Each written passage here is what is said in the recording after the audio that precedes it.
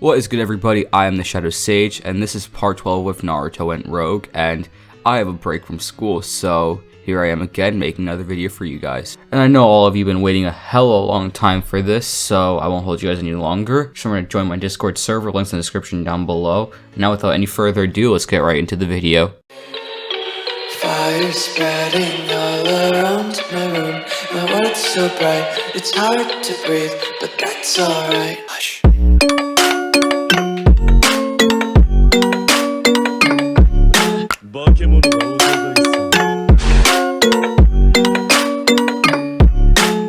So in the previous few parts, Naruto and the Hitoshi had invaded the Hidden Mist Village. And obviously this causes massive panic throughout the whole shinobi world, and this causes the remaining 4 great nations to call a Kage Summit. And the only other key difference is going to be that Temari is the Kazekage instead of Gaara, because obviously Gaara abandoned the Sand Village. He's with the Hitoshi, so he can't be Kazekage. Pretty self-explanatory. And by the end of the summit, Onoki becomes the leader of the allied shinobi forces because A and Dons won't be trusted to be the leaders, and Temari is seen as too young and immature, so that leaves Onoki to become the leader. But then that's when Pain crashes the summit instead of Sasuke and Tobi like in canon. And that's where Pain announces that he will be allying with the Hitoshi. And that's where I left off in the previous part, so let's get right into this one. So as soon as his announcement is over, Pain will be immediately summoned out of there by his animal path, because you know that he can summon himself to different places. Instant transportation, kind of convenient. So he's out of there before the Kage can attack him. And I realize that some people might be confused by my decision to make Pain and Naruto become allies. So back when he met Naruto and they were fighting Jiraiya, he sympathized with Naruto's goals and decided to give him a one-time pass. But he didn't really think that Naruto had what it took, the conviction to wage war. But once he heard the news, he gained a new sense of respect for Naruto and decided to ally with the Hitoshi. He realized that Naruto has what he does in an aura, a way of leadership, and he really couldn't put his finger on it. But what he sensed in Naruto was something that he sensed in Yahiko many years ago. He knows that Naruto can change the world in the ways that he can't. And the other thing is that he hasn't told any of the other members, and especially not the fake Madara, who is currently masquerading as Tobi. And before you bring up the Akatsuki's true goal, the Eye of the Moon plan, or the Infinite Tsukiyomi, you have to remember that Pain didn't know about that. That was Obito and Madara's plan. He was still yearning for peace through mutual pain understanding, so Pain and Naruto's goals still aligned despite the Infinite Tsukiyomi. And speaking of which, that segues us into the next event, Obito finding out about the Alliance. And obviously, since he wants the Infinite Tsukiyomi, he's very much against that. And the way Obito finds out is through their little Akatsuki club meetings. And yeah, he'll obviously be enraged and pull up to the Rain Village immediately, just like how he did for Konan once he found out that Nagato betrayed them. And like in canon, Obito's gonna want to take Nagato's eyes because they're pretty powerful, kind of self-explanatory, that's why I did it in canon. And he'll be like, fine. I'll do it myself. And now onto the fight for the control over the Akatsuki and Nagato's eyes. Obito is very strong, obviously has hacks like Kamui, and it will be a very tough fight. But this is a 7-on-1 matchup, and they can't really touch Obito, but Obito's base attack power, because remember this is Orange Mask Obito, is not close enough to beat the Paths of Pain and Konan. We haven't really seen base Obito do that much besides fight Minato, and when he fought Minato, he kinda got shitted on with that Rasengan. He did tank it, however, and yeah, he does have Kamui, but I don't think he has the attack power to beat the 6 Paths of Pain. And plus, we saw what Konan could do with the prep time advantage, so imagine what Pain and Konan can do with the prep time advantage. So I do think that it would be a very tough battle for the 6 Paths of Pain plus Konan, but with all their hacks, I feel like Pain would eventually be able to pull Nagato's soul out with the Ashura path, I believe it was. And when Obito does have his soul pulled out, Nagato will learn the truth about Obito, how he wasn't actually Madara Uchiha, but rather his protege,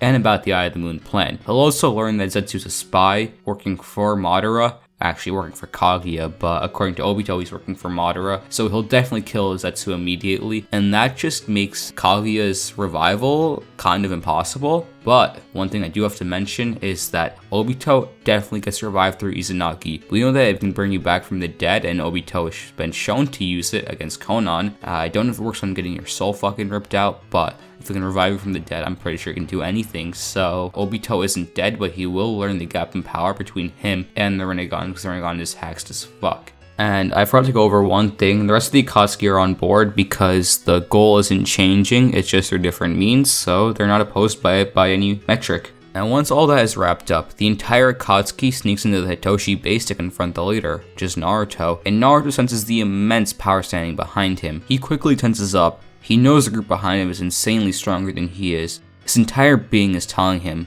I'm dead. But despite this, Naruto isn't the type to go on without a fight. He grabs his katana and then turns around to blitz them in one swift motion, but as he does, he realizes that they aren't here to fight.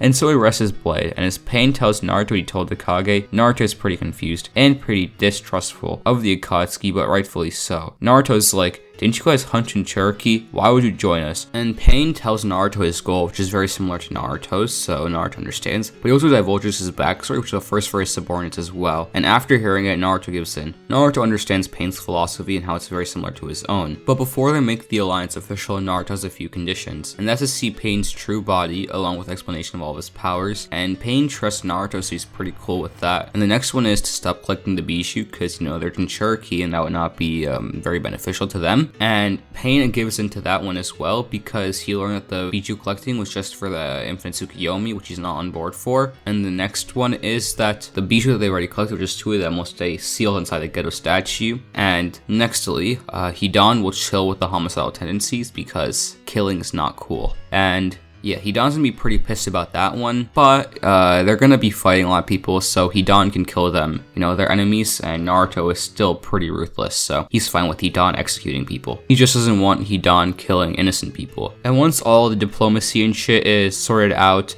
the Akatsuki officially become a military branch of the Hitoshi, kind of like their very own Anbu ops, or their special ops. And moving on now, at this point most of the land of water is loyal to the Hitoshi, and even some neighboring lands who were oppressed by larger nations have allied but not been absorbed by the Hitoshi. There were a few villages who didn't ally out of fear and saw them as like very ruthless people and villains, to be honest, because to the outside world who don't know their true intentions, they are villains. And that's kind of how we saw the Akatsuki as well. But obviously, since the Hitoshi is a very, very extremist group, despite their honorable goal, they are not pacifists, and they take over these villages by force. And now on to something from a few parts ago that I've not had a chance to discuss because all the big things happening. Sasuke regaining consciousness after getting bitch slapped by Naruto. And this is another massive blow to his ego, and this causes him to be extra emo and extra brooding compared to his canon self, which was already a lot, let's be honest. And he wakes up in about half a day or so, and he finds himself shackled in a dark room, but he can sense a massive battle going on. So he's currently in a Hitoshi camp outside of the mist, because the battle is currently going on. And just to avoid confusion, I just want to clarify that this is the original battle that was in the mist, where they took over the Hidden Mist Village. No, there's no second battle of the Mist Village, so I apologize if I didn't make that clear earlier.